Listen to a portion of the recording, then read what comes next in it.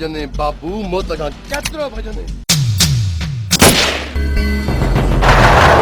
तुमके कौन छेड़ी दुस गोले गोले मारी इब्राहिम अरे कितना स्वेदा अरे वाह जी शैया जेल त ॾिसेसि कार थी करे कार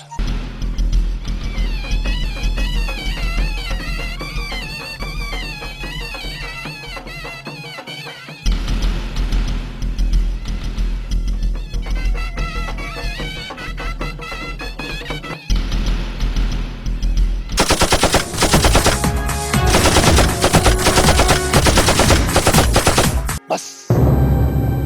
कुछ ॾींहं में हाणे हुननि जा महिमान वॾे आलम खान जा वॾा ज़ुल्म सटा हाणे घटि कोन कबी बेटा ई घोट करई चुप त हणा हिन गोहड़ी दर हे हुजई तुंहिंजी इन कोताही जे करे अॼु मुंहिंजो नौजवान पुट मारिजी वियो अलमदीना केमिकल शॉप हिते खुलियल hand wash dish wash Harpic bleach phenyl Surf ऐं स्वीप दस्तियाब आहिनि हैंड वॉश 120 रुपया किलो हार्पिक 140 रुपया किलो स्वीप 80 रुपया किलो फिनाइल हाई क्वालिटी जो 120 रुपया किलो फिनाइल नॉर्मल क्वालिटी 90 रुपया किलो शाहीन कपड़नि ऐं थावनि ऐं शीशनि खे साफ़ करण लाइ 80 रुपया किलो सर्फ गोल्डन 150 रुपया किलो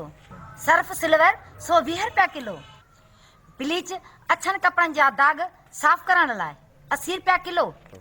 लेमन मिक्स थावनि साफ़ करण लाइ 120 रुपया किलो हफ़्ते जे लाइ नंबर नोट करना 03138562 अदा खुश ताही बस अदी खुशी वारी छाजियो ॾींहं ॾींहं खार त मञा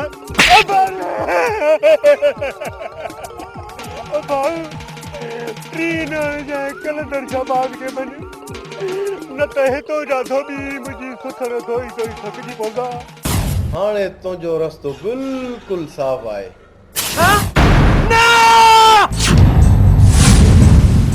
सुणी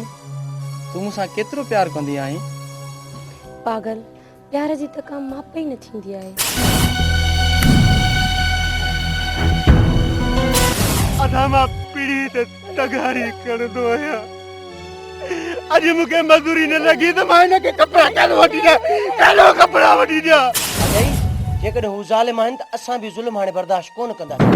असां बि बुंडनि ते पटका न आहिनि ॿधा तुम्हारो छोटो बाबू किथे आहे घर में नज़र ई न पियो अचे मरी